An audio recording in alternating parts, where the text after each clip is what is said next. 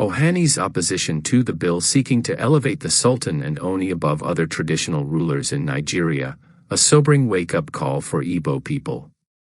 As Igbo land endures desecration at the hands of soulless elements, and Ndigbo struggle under the weight of ravaging insecurity across their ancestral homeland, a bill seeking to confer constitutional elevation upon the Ooni of Ife and the Sultan of Sokoto is being given swift and deliberate attention at the National Assembly. The move by the National Assembly to confer elevated constitutional status upon the Sultan of Sokoto and the Ooni of Ife, placing them above all other traditional rulers in Nigeria, should send shockwaves through the conscience of every right-thinking Igbo person. While the prompt and unequivocal opposition by Ohaneze ndi Igbo is laudable, this must not be another episode of rhetoric outrage followed by passive silence. What is at stake is not just the symbolic demotion of our traditional institution, but the further entrenchment of hierarchy that pushes the Igbo nation to the periphery of national relevance. It is about the systemic erosion of our identity, the marginalization of our traditional institutions, and the quiet relegation of Ndigbo to the margins of national relevance. At the heart of this matter lies a deeper, more troubling reality: the chronic disunity, the alarming complacency, and lack of strategic vision that have plagued the Igbo nation for far too long.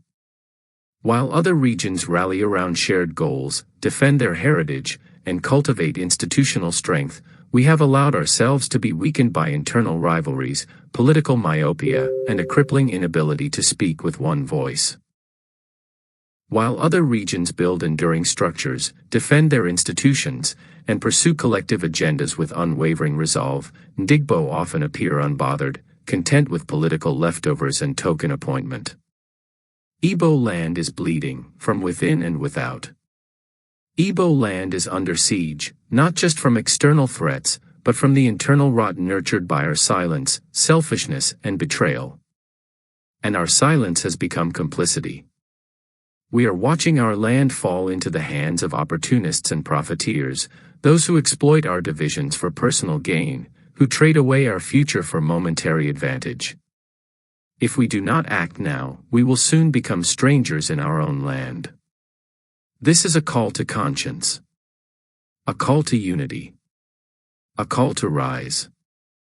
Igbo people, the time has come to put Allah Igbo first, above party, above self, above fleeting positions and patronage. We must rebuild what has been broken, restore our pride, and reimagine our collective destiny. If we do not seize this moment, posterity will remember us not just for what we suffered, but for what we failed to defend. Let us rise with one voice. Let us act with one purpose. For the future of our children, for the soul of Igbo land, and for the integrity of our heritage.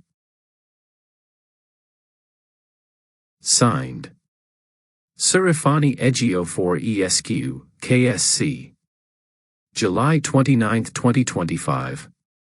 Just look at the kind of discussion these so-called idiotic political leaders are having in a Nigeria that is not working and never will, a Nigeria where innocent people are being abducted, raped, killed, sold and even eaten, every single day. There's no discussion on how to stop these evil from happening. No, there's no discussion on how to salvage the bad economy. No, there's no discussion on how to protect the lives and properties of the people they swore to protect. It is how to elevate traditional rulers. And someone will be so proud to call themselves proud Nigerian, so sad indeed.